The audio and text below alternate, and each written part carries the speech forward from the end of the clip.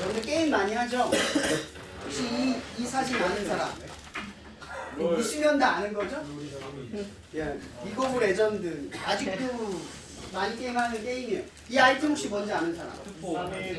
삼위일체. 여러분 제가 이거 왜 가지고 왔냐면 여러분 이해를 돕기 위해서 이 삼위일체 아이템은 하위템 3개가 속성이 다르죠? 빠르기, 그죠? 여기 만화, 이거는 뭐죠? 체력이랑 그거죠?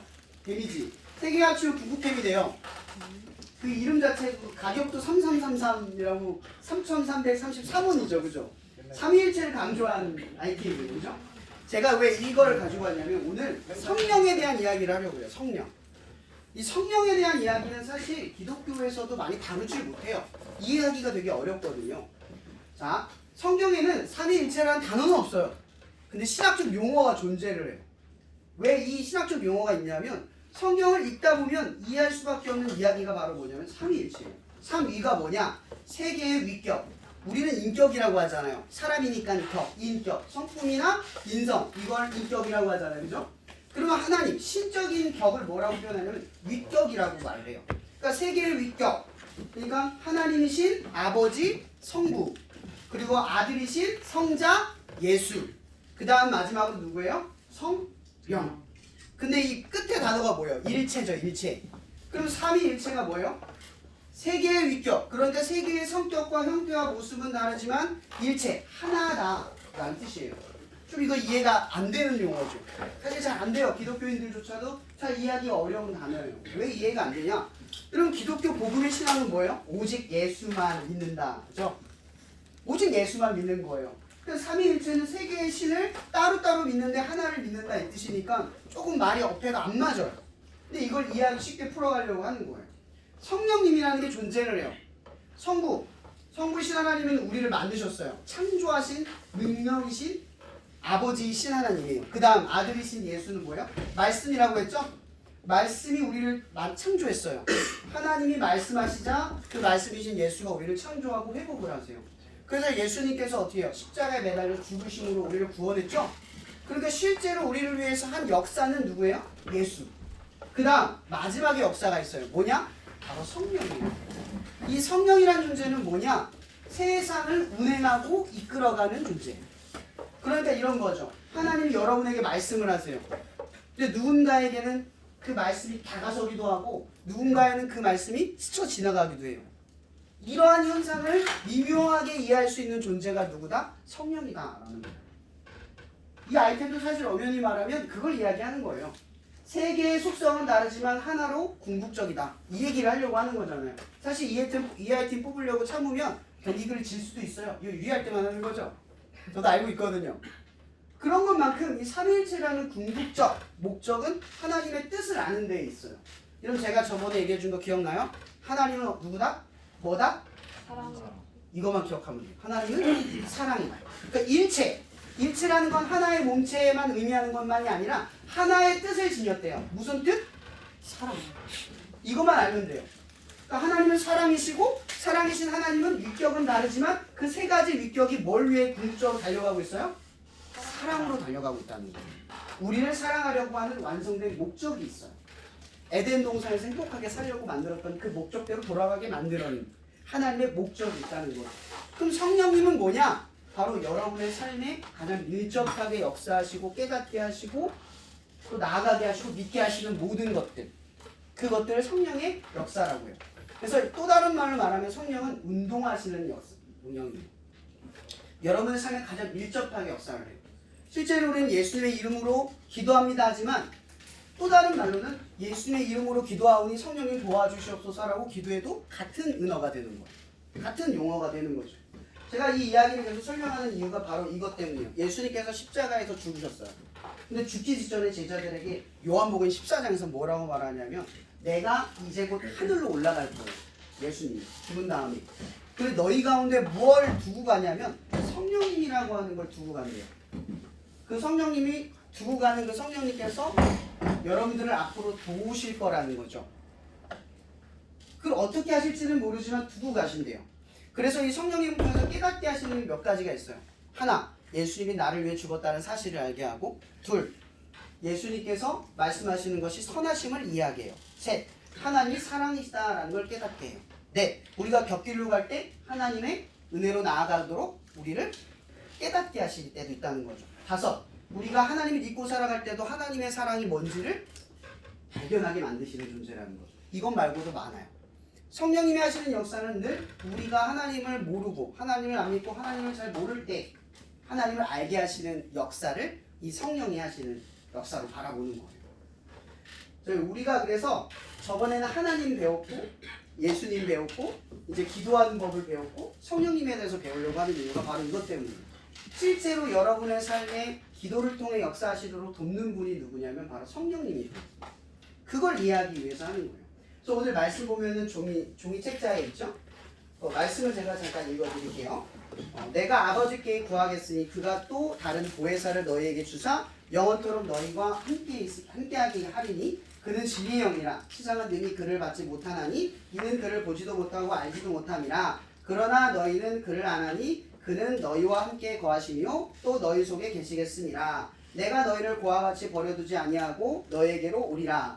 조금 있으면 세상은 다시 나를 보지 못할 것이로되 너희는 나를 보리니 이는 내가 살아있고 너희도 살아있겠습니다. 그날에는 내가 아버지 안에 너희가 내 안에 내가 너희 안에 있는 것을 너희가 알리라. 나의 계명을 지키는 자라야 나를 사랑하는 자니 나를 사랑하는 자는 내 아버지께 사랑을 받을 것이요 나로 그를 사랑하여 그에게 나를 나타내리라. 아멘. 여기서 성령은 또 다른 말로 보혜사라고 이야기를 하죠. 그 보혜사의 뜻을 여러분들에게 말해줄게요. 한자로는 도울보, 은혜의 스승사. 그래서 이거 풀면 은혜로 돕는 스승을 의미를 해요. 그래서 이 성령님의 역할이 크게 5가지로 구분을 하고 있어요. 첫 번째, 변호를 하신다. 오늘 말씀 26절에 있지 않았지만 아버지께서 내 이름으로 보내실 성령 그가 너에게 모든 것을 가르치고 내가 너에게 말한 것을 생각나게 하리라. 생각나게 하는 것. 목사님도 가끔 살다 보면은 지나가다가 말씀이 떠오를 때가 있어요. 어떤 상황을 해석할 때 말씀이 딱 떠올라요. 이런 기독교인들은 우연을 믿는 게 아니라 우연 속에서 하나님의 계획을 발견해요. 이게 되게 중요한 사실이에요. 우리는 다 운이 아니에요. 그 운 속이 아니라 이게 하나님의 어떤 거대한 계획 속에서 나를 위해 일어나는 사건들이에요. 이걸 추적해가는 거죠. 그래서 우리는 이 추적하는 것을 통해서 하나님이 나를 통한 계획을 만들어가고 완성해가는 거죠. 그래서 성령님께서는 이걸 생각나게 하시는 거예요. 어떤 사람을 만났을 때, 어떤 상황이 생겼을 때, 또 내가 기독교인으로서 어떤 핍박과 어려움을 받았을 때 이걸 하게 하신다는 거죠. 2번째, 중보자이십니다. 말씀 로마서 8장 26절에 보면 성령이 말할 수 없는 탄식으로 우리를 위하여 친히 간구하시느니라. 여러분 여기서 탄식이라는 건 이런 거예요. 소리를 내지 않아요. 이거 뭐예요? 가슴만 치는 거예요. 상대는 몰라요. 여러분 성령님은 여러분들의 삶을 꺾지 않아요. 막 너 하나님 때로 살아야 돼. 죄책감 주는 게 아니라 성령님은 그냥 가슴을 쳐요. 근데 우리는 그 가슴 치는 성령님을 무시하거나 모르거나 아예 발견하지 못하고 살아가요. 근데 언제 하냐? 절망하거나 포기하고 어려움이 생겼을 때 뒤를 돌아보죠. 누가 있어요? 가슴을 치는 누가 있어요? 성령님이 계시는 거예요. 그때 우리는 회개를 돌이킴을 받아요. 어디로 돌아갈지를 발견하게 만들어요. 그래서 성령의 탄식은 바로 우리를 위하여 뭐예요? 대신 기도하고 계신다라는 거죠. 여러분 죄를 질 때 죄를 지면 하나님 끊어지는 게 아니에요. 하나님 안 떠나요. 절대 우리를 떠나지 않아요. 허물이 있어도 안 떠나요. 하나님 우리 안에 계셔요. 근데 이렇게 치면서 기다리고 있다는 거죠. 그 3번째, 조력자입니다. 로마서 8장 28절에 보면 이런 말이 있어요. 그 뜻대로 부르심을 입은 자들에게 모든 것을 협력하여 선을 이루느니라. 목사님도 대형고에 이렇게 기도 모임 오잖아요. 저 혼자로 못 와요. 여기 선생님이 도와주셔야 되고 또 우리 결이가 여러분들 대신해서 앞에서 기타로 쳐야 돼요. 이걸 협력한다라고 이야기해요. 뜻의 부르심을 받은 사람들이 모여서 오늘같이 이런 많은 친구들 모이게 했어요. 이건 운이 아니라 하나님의 협력하는 역사라는 거예요. 믿는 사람들은 이걸 알아요. 협력하면 어떤 일이 벌어지는지를 알아요. 사실 이렇게 많은 친구들이 올지 상상도 못했지만 이렇게 왔잖아요. 근데 하나님은 우리를 협력하게 만든다는 거죠. 성령님을 통해서. 마치 이런 거예요. 여러분 어디 가면은 서울 가면 충주했었어? 충주했었어? 그럼 친구 되거든요. 네. 그죠? 근데 어디 가면 그리스도인은 딱 그거는 너 하나님의 자녀야? 너 하나님의 자녀야? 너 교회 다녀? 여기 친구 되죠? 그런 거랑 똑같은 거예요. 협력하여 선을 이루게 하시는 게 성령님의 역사라는 거죠. 4번째, 위로자가 되어주신다. 오늘 말씀은 이런 말이 있죠. 18절에 내가 너희를 고와 같이 버려두지 아니하고 너희에게 오리라. 이게 뭐예요? 혼자 있는 것 같은데 여러분 힘들고 지칠 때 세상이 날 버린 것 같을 때가 있을 거예요. 내가 아무것도 아닌 것처럼 느껴질 때가 있을 거예요. 그때 성령님이 깨워주시는 게 있어요. 너는 혼자가 아니야. 네가 아파하는 거 나도 아파하고 있고 네가 슬퍼하는 거 나도 슬퍼하고 있어. 왜? 너는 내가 사랑하는 존재니까. 여러분 사랑이 뭐예요? 내가 여러분 사랑하는데 여러분이 아파하고 슬퍼하면 내가 어떤 기분이 들겠어요? 다 똑같이 아프겠죠. 이게 사랑이라는 거예요. 그러니까 하나님께서 성령님이 하시는 우리 안의 역할이 뭐다? 위로자가 되어주신다. 혼자 두지 않는다 라는 거예요. 다섯 번째, 상담제가 되어주십니다. 14절에 보면 이런 말이 있어요. 내 이름으로 무엇이든 구하면 내가 행하리라. 여러분 저번 주에 기도 가르쳐줬죠? 성령님이 행하게 하신다는 거예요. 어떻게? 하나님의 뜻대로 행하게 하신다. 여러분 이 예수님을 믿는다라는 건 뭐냐면 이런 의미예요. 내 삶을 내가 구원할 수 없다. 이 뜻을 선언하는 거예요. 내가 다 해봤지만 예수 말고 길이 없다라고 선언을 하는 거예요. 여태까지 나는 내가 옳다고 여긴 걸 해와서 친구들과 싸웠고 내가 좋다라고 하는 걸 쫓아 선택했지만 결과가 항상 좋지 않았어. 그래서 우리는 깨우쳤죠. 뭘? 선한 건 하나님밖에 없다. 이걸 깨우쳐요. 근데 그대로 가기 쉬워요? 어렵잖아. 근데 그걸 성령님이 어떻게 해요? 깨달았게 해주신다는 거예요. 우리를 선하게 이끈다는 게 아니에요. 선하게 이끌도록 깨닫게 하시고 흔드시고 탄식하는 소리로 알게 해주셔요. 여러분 이것이 믿음의 선언인 거예요. 그럼 기도라는 건 뭐예요? 내 선택이 항상 옳지 않다는 걸 알았어요. 내 선택이 나를 구원하지 내 힘으로 나를 구원할 수 없다는 걸 알았어요. 그래서 우리는 뭘 하기 시작해요? 기도하기 시작을 하는 거예요. 바로 기도는 하나님이 나를 도우신다라고 하는 역사를 믿는 거예요. 또 여러분들이 오늘 성령님의 역사에 대해서 배운 이유는 바로 그것 때문이에요. 끝으로 에베소 5장 18절의 말씀만 나눌게요. 술 취하지 마라. 이는 방탕한 것이니 오직 성령으로 충만함을 받으라. 여기서 보면 성령을 충만함으로 받으라고 되어 있죠. 성령의 충만함. 그러니까 성령은 한 물인데 마치 물처럼 채워지라고 이야기하고 있어요. 이야기는 쉽게 말하면 이런 거예요. 여러분들의 생각이 강하면 부모님 말 따라요? 안 따라요? 안 따르죠. 근데 부모님이 옳다는 걸 믿으면 내 생각이 줄죠. 그럼 누구 말 따라요? 부모님 말 따르죠. 성령의 충만함이라는 건 이런 거예요. 성령님이 여러분의 안에 있어요. 근데 하나님이 옳다는 걸 믿음으로 내어줘요. 내 선택과 내 주권을 내어줘요. 그럼 성령님이 어떻게 해요? 여러분을 대신하여 옳은 길로 끌어가시는 거예요. 이게 충만함이라는 거죠. 그래서 기도라고 하는 건 엄연히 말하면 원하고 바라는 것을 이루는 것도 있겠지만 실제로는 하나님이 여러분들을 선하게 끌어갈수록 내어준다라는 의미가 있는 거죠. 여러분 기도하실 때 생각하세요.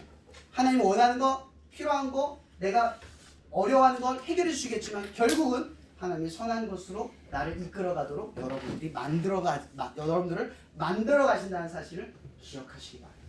그래서 하나님은 여러분들을 선하게 이끄실 겁니다. 시험 기간이죠. 오늘이 1학기 마지막 모임이에요. 이제 이후로부터 시험 때 많은 힘듦이 있을 거예요. 두렵고 떨림도 있을 거예요. 그럴 때마다 기도하시기 바랍니다. 결과를 보지 않고 하나님 보세요. 그리고 하나님께 맡기면서 최선을 다하세요. 그렇게 하나님께 위로받고 상담받고 변호받고 보호함을 받는 여러분이 되기를 제가 기도하고 여러분들 기도하시길 축복합니다. 기도하실게요. 하나님 감사합니다. 오늘 1학기 동안 우리 한 자리에 모여서 예배를 드리며 하나님을 배우게 하셔서 감사합니다. 하나님은 사랑입니다. 우리 친구들이 지치고 힘들 때 그 사랑이신 하나님을 믿고 기도할 수 있게 도와주세요.